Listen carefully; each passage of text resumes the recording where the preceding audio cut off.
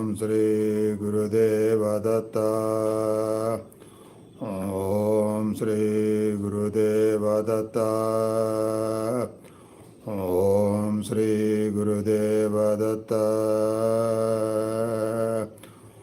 ఓం శ్రీ గురుదేవ దత్త. ఓం శ్రీ గురుదేవ దత్త.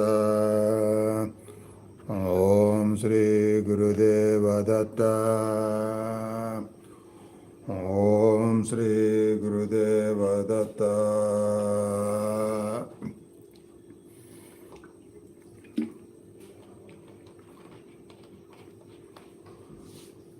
ఓం శ్రీ గురుదేవ దత్త.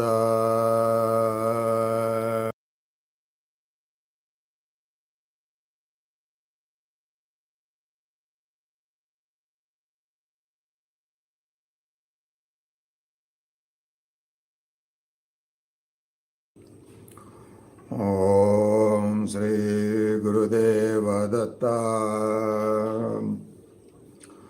దత్తాత్రేయ రూపదర్శనంలో ఉంటూ ఉండండి. మీ హృదయంలో కానీ, ముఖభావంలో కానీ, హోరేట్లో కానీ, ఆజ్ఞలో కానీ,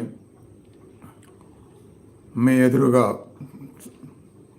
చూస్తున్నట్టుగా కానీ కనులు మూసుకొని దర్శించగలిగితే అలా దర్శించండి. అంత ఏకాగ్రతతో దర్శనం చేసుకోలేకపోతే కంటిన్యూగా మీ ఎదురుగా ఉన్న దత్తాత్రేయుని చూస్తూ దర్శిస్తూ నామస్మరణ వింటూ బాహ్యం అనేది లేకుండా రూపంలో లయమవ్వండి.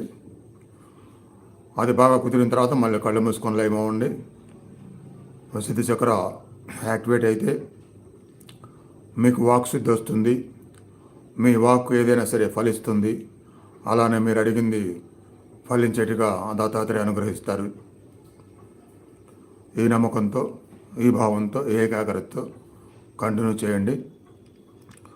ఇందాట్లానే దత్తాత్రేయ యొక్క అష్టోత్తర నామావళి వింటూ ప్రతి నామంతో మీరు దర్శించగలగాలి, ఏకాగ్రత పెట్టగలగాలి.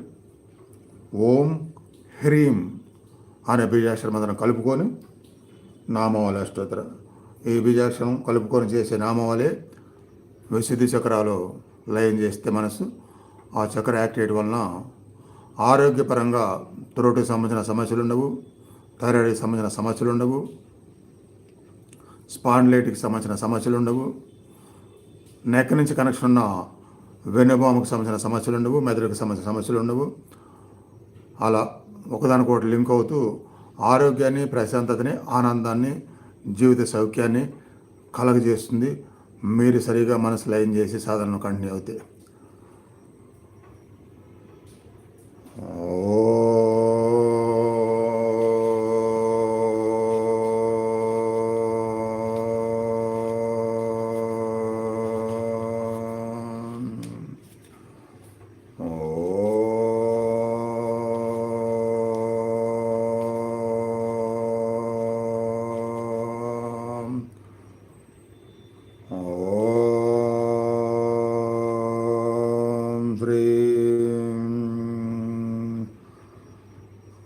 అనసూయసుతాయ నమః.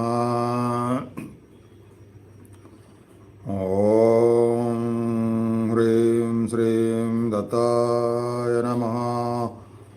ఓం హ్రీం శ్రీం అత్రిపుత్రాయ నమః.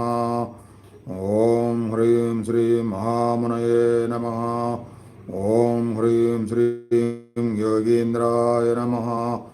ఓం హ్రీం శ్రీం పుణ్యపురుషాయ నమః. ఓం హ్రీం శ్రీం దేవేశాయ నమః.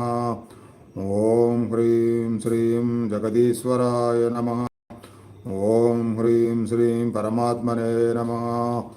ఓం హ్రీం శ్రీం పరస్మై బ్రహ్మణే నమః. ఓం హ్రీం శ్రీం సదానందాయ నమః.